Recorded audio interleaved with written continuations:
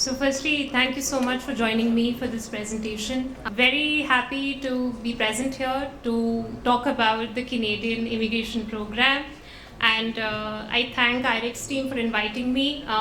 Bunch of great people with all the hard work that they are putting in. So really appreciate that. One applause for them. At least that brings up the energy.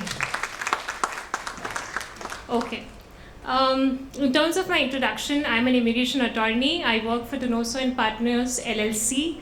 We are a boutique immigration law firm based out of Washington, D.C., and we have our offices here in New Delhi. We do immigration for both US and Canada. Topic for today's presentation is Canadian immigration. And let's start. So just a brief background before we look at the startup visa program. I've done consultations very briefly with many of you sitting in this room this morning. And I did mention even earlier today, Canada has a pathway to permanent residency called the Express Entry System, which is known to everyone. So 1200 point scale, you need to score a certain threshold points, and then you're able to immigrate to Canada on the basis of age, experience, English language ability, and your work experience.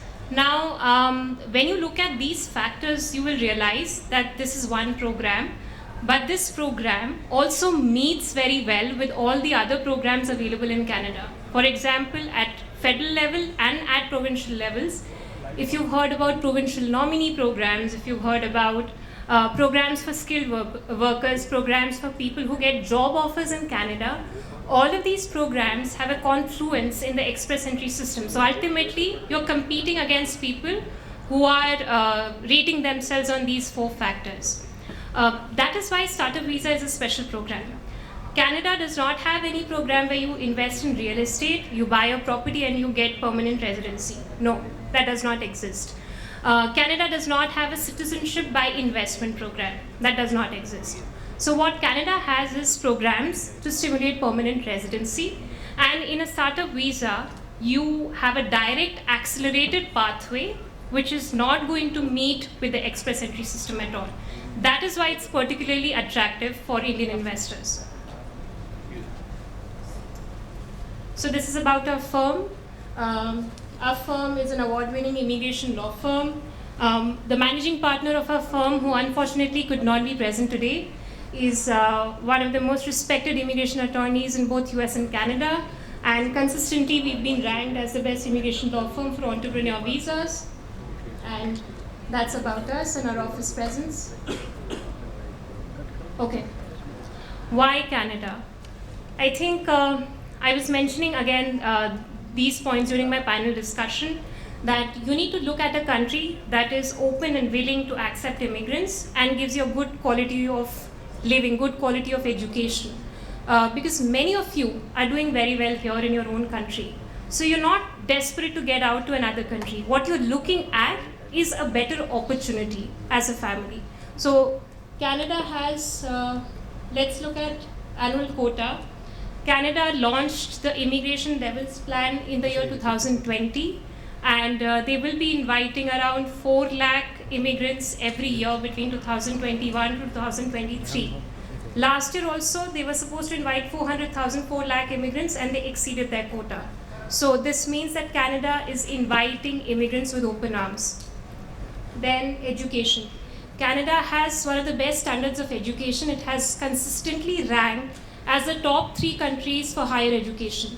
So many of the IB schools in India have an informal-formal agreement with universities such as University of British Columbia, University of Toronto, University of Montreal. So definitely Canadian education is very highly ranked. It opens pathways for multitude of career opportunities, and there are also jobs in the country once you graduate. So that's very important. Another thing that you have to consider is that the K-12 schools, which is your primary, secondary, and higher education, before you go to university, even the schooling system at that level is phenomenal.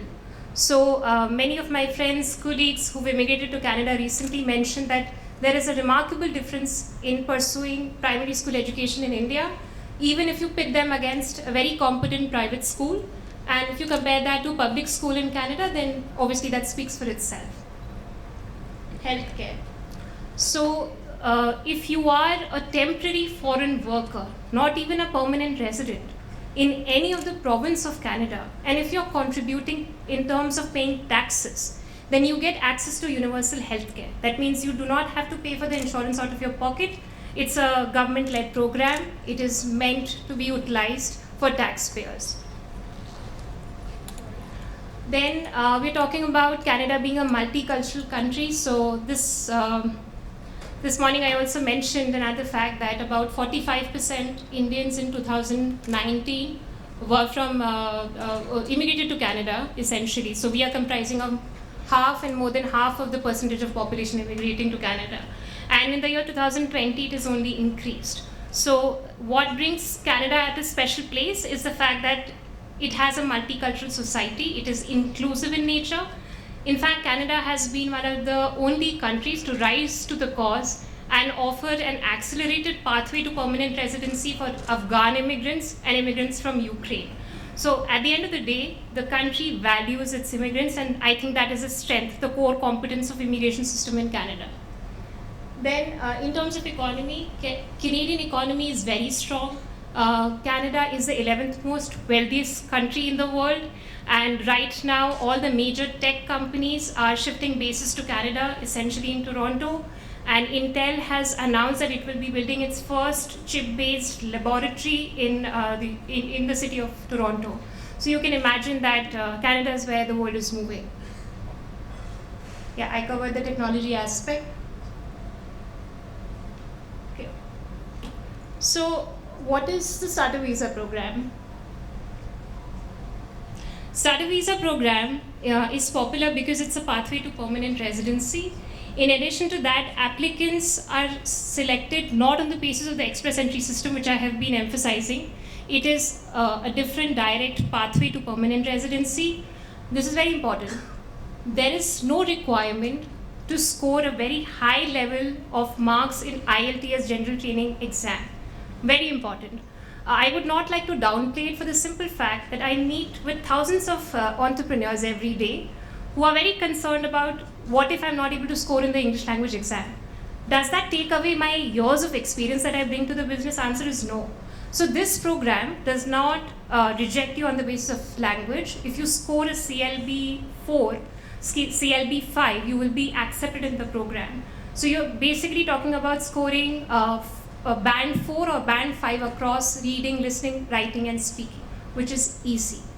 And yeah, no business management experience, I wouldn't say, but what happens in Canada is that even if you have a senior professional experience, for example, you are managing a team, you have people who are reporting to you, who are working for you, then you qualify as a professional who brings experience on the table for this program. So that's another distinguishing factor. In provincial nominee programs, I keep getting asked this question: why can't I do the provincial nominee program? So Canada has a 2-tier system I mentioned. At the provinces level, you have the entrepreneur programs. Entrepreneur programs mandate that you must make a minimum investment and show a minimum net worth. That's not it. They also mandate that when you're making these investments, you have to spend 3/4 of the year in Canada within 15 kilometers of your office. That's where you have to reside. So when you look at these restrictions in the provincial level programs, many of us want to have pathway to travel to Canada, be in India.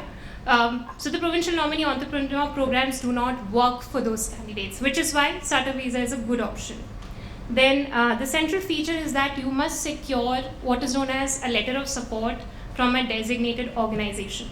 During my next slide, I will emphasize on what is meant by a designated organization, but you can understand this in the following manner. You have a startup idea. It's an innovative business idea that you have. You don't have to know everything about it at this point. You have to have some sort of experience. You have that idea, you bring that idea to us. We help you cultivate that idea in a business plan, and we pitch it to certain organizations called as designated organizations.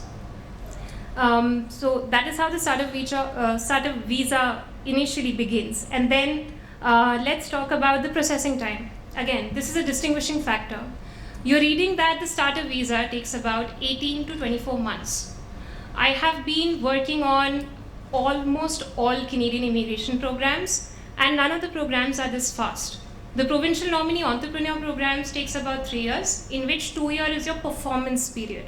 So if you do not perform on the business, if the government authorities do not feel that you acted on the business, they will not give you permanent residency. If you look at any skill-based program, of course, Express Entry program, foreign skilled workers draw right now is on a pause and will continue to be so till the end of June. This is what we have heard. So there are processing delays there. And if you look at the federal level programs, which are additional programs like intra-company transfer, for example, if you have a business here and you want to set up an affiliate or a subsidiary of that or a sister concern of that in Canada, it's called an intra-company transfer program. You have a mirror program to this even in the United States. So when you look at a program such as an intra-company transfer program at a federal level, again, the challenge is that it's a temporary program, and the pathway to permanent residency requires you to score in terms of language, in terms of other areas, increasing your time to get a permanent residency. So at this processing time, startup visa is the fastest route to permanent residency.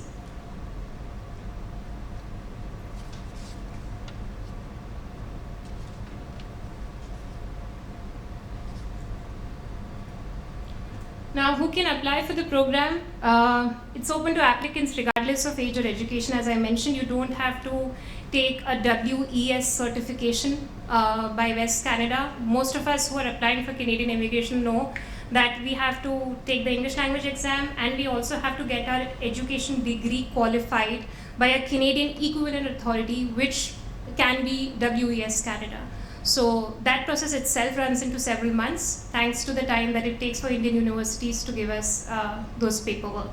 So anyway, you don't have to worry about age. I was contacted by a client, again, a few minutes back, who said that my father is age 60, can he apply for this program? Answer is yes, you can apply for this program. Then the focus point of this program is desire to pursue an entrepreneurial investment in a new Canadian company. Previous business experience helps, certainly, because at the end of the day, when you prepare a business plan, very important part of the business plan is the profile of the investor. So if you have some sort of senior management experience or entrepreneur experience, that will only add to chances of success. And then this is important. Entrepreneurs are required to maintain a minimum stake of 10% in the new company. So under the startup visa, you have a new company. So you have a business idea, you bring it to us, we pitch it to certain designated organizations.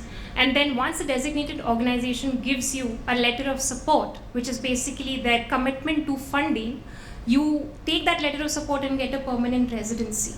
But in that company, you must retain at least a stake of 10%. It can be more, but this is a threshold requirement. I think we've just covered this. You need a CLB 5, which is 4 in reading, 5 in writing, listening 5, speaking 5. Settlement funds and admissibility.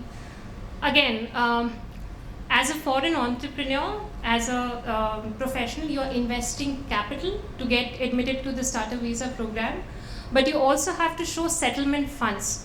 And this terminology you will find at a lot of places in Canadian programs. What is meant by settlement funds?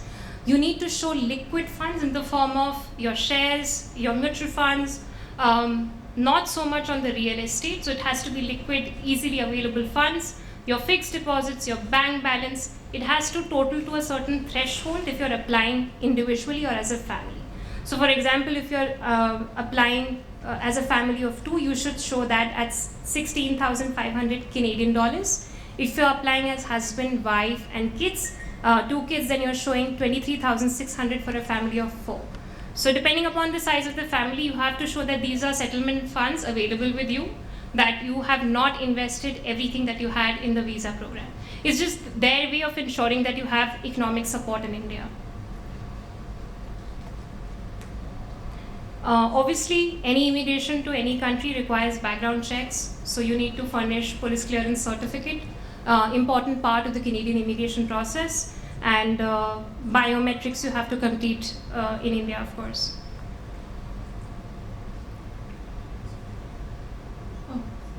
I made a mistake, sorry.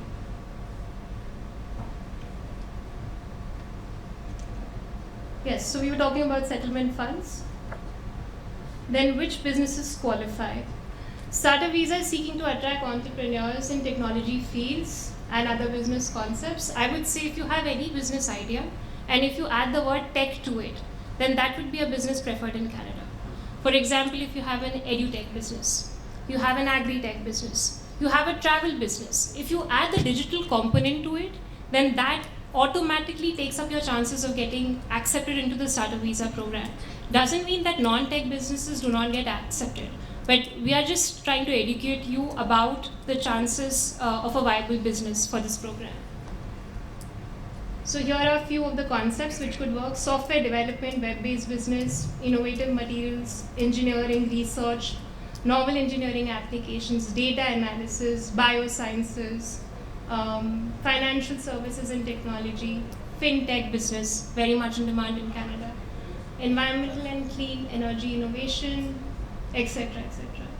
So this is also very consistent with the kind of companies that are investing. So Siemens has set up a standalone facility in the province of Alberta. Siemens is partnering with the provincial governments to provide you programs where you can come and invest in technology sector. In provinces such as Saskatchewan, where you have a problem of sunlight, people are bringing energy companies to cater to that deficiency. So you see, depending upon the demand, companies are coming in Canada, and that is why those kind of businesses are going to be accepted in the Startup Visa program. Then successful businesses could be service-based, solve a particular problem. Proposals should have broad market appeal. This is pretty generic. Obviously, if you're bringing a business opportunity in Canada, it should have the potential to create jobs. Whenever you apply for any entrepreneur program in Canada, they are looking at whether you're going to generate employment. That's very important. So if you have a business plan that states that I'm going to generate at least employment for 2 people, 3 people, it would only again increase the chances of selection. So when we prepare your business report, we take care of those criterions also. This is very important. Applicant's visa process does not depend on the success of business. Again, one very pertinent question that I get asked is, I don't know anything about the Canadian business environment. If I set up a business and if the business does not work, then what will happen to my visa application? So there are 2 ways to answer this. The first way is you do not prepare yourself from day go for the business to fail. That's not the idea. Second thing is that let's say that when you get a letter of support, subsequently for any reason, your business does not do well. Business is running into losses. That is fine. The government understands that you brought a business idea, appreciates it for its novelty, and then gives you a letter of support. And that is it to steer your permanent residency. If you're able to run the business, generate profits, that's great. If you want to wind up the business, you may do that. So success of the business, revenues generated, profits generated do not determine the success of your permanent residency application under Startup Visa program. Now I've been harping on the fact that we will get a letter of support from a designated organization. What is a designated organization? So designated organizations are again listed by Immigration, Refugees, Citizenship Canada, IRCC Canada.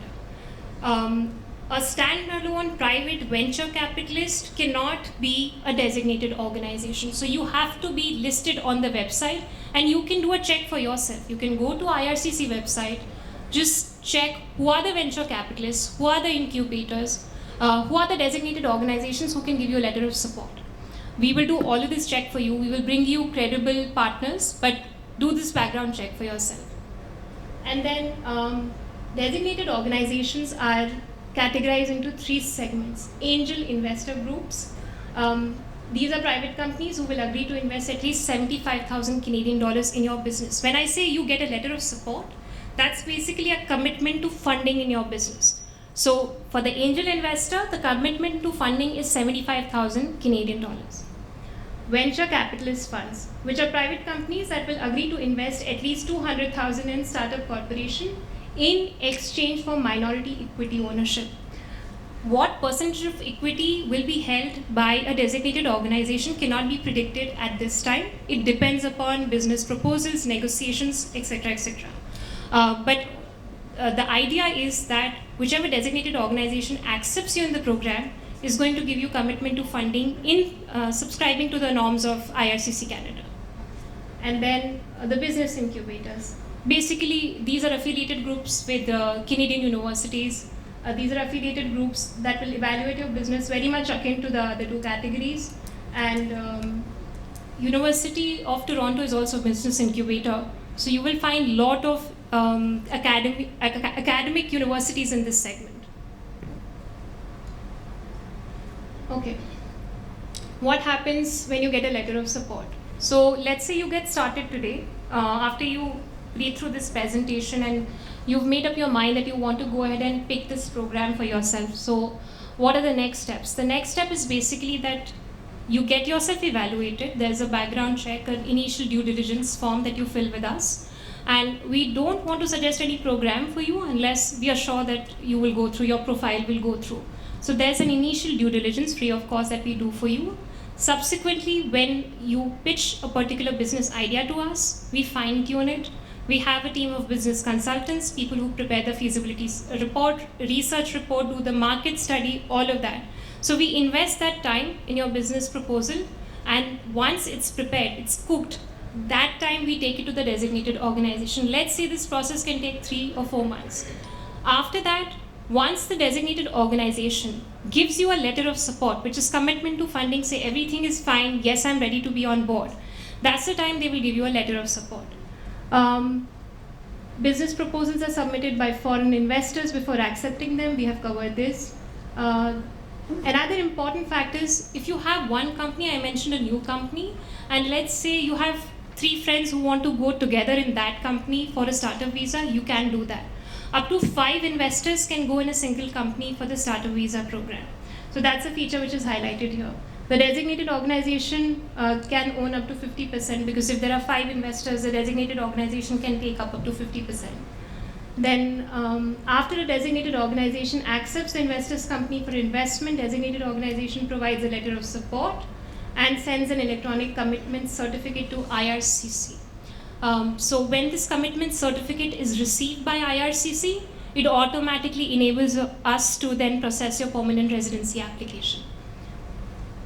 The designated organization will also require foreign investors to sign a term sheet or a client agreement. I think this is basic when you have an angel investor or an incubator on your team. Once accepted, designated organization will provide business analysis, management training. These are all part of the process. So once any designated organization comes on board, I was mentioning that Canada's system is built to help you, not to harass you. So even the designated organizations which come on board, they hold your hand and they train you for that particular business. So it's not like you are left on your own.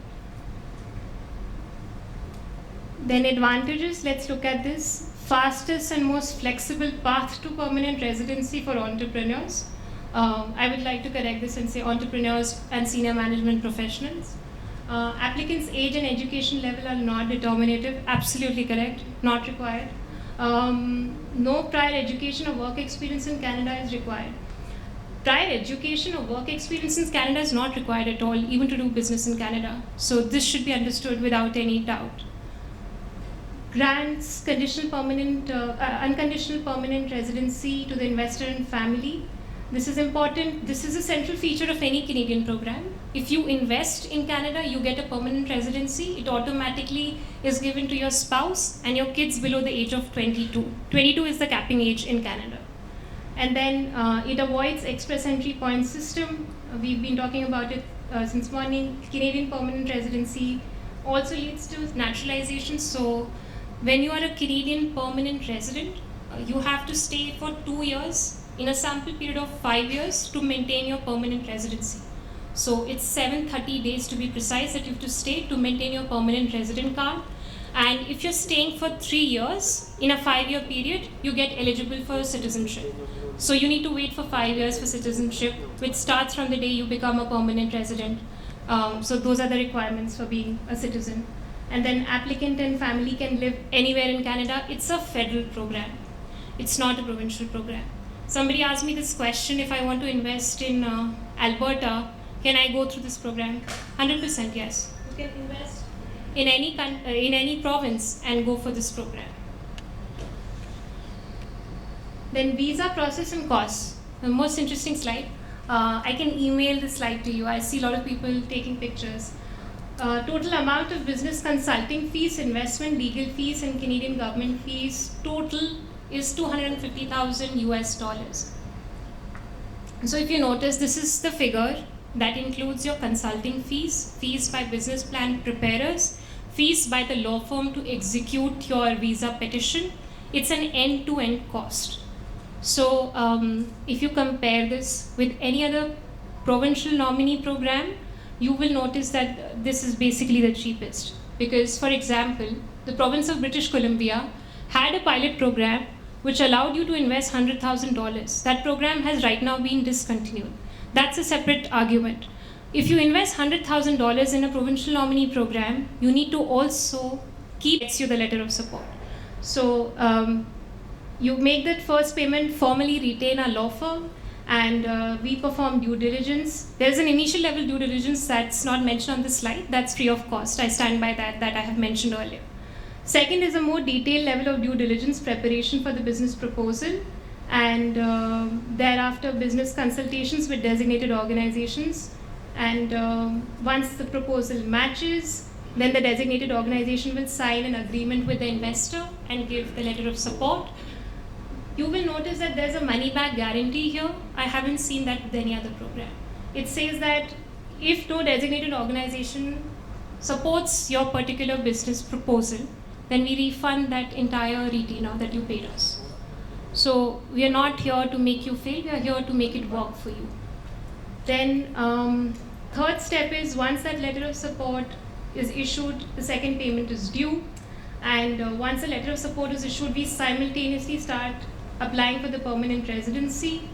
Medical examination, background checks, this is part of permanent residency process in any permanent residency program. And consulate interview may or may not take place, so it depends. These regulations keep on changing. If an interview takes place, then we will prepare you for that. And at the end of the day, interview will be focused towards asking the simple questions. Why did you apply for this program? Do you know enough about your business? What are you going to achieve through this business? And why are you immigrating to Canada? Do you have an intention to stay in the country, or you're just taking another residency? So these are basic questions, and our team takes a lot of time to prepare you for these interviews. Start preparing business proposals for you. You have to understand that the letter of support will take some months to come by, and once the letter of support is issued to you, you are also eligible to apply for a temporary work permit. 100% guarantees are not there that you are going to get that work permit, because it's on a case-to-case basis. Government wants to see how important is your physical presence in Canada to run that business. So we will try as far as possible that when we get the letter of support and we are filing a permanent residency application, we will also file application for temporary work permits so that you can stay in Canada for that time duration, should you choose to, and work for your business. If you're awarded a temporary work permit during the pendency of your permanent residency process, then the following happens. As an investor, you get a temporary work permit only limited to that business. As your spouse, if your spouse is accompanying you, he or she will get an open work permit, which means the spouse can run their own business or work with any employer. And thirdly, your kids will get a dependent visitor record. So kids and spouse and everybody can accompany you should they want. If they want to stay here, if you don't want to go to Canada during the time your PR is pending, you don't have to. So family reunification is another very important aspect in all Canadian programs.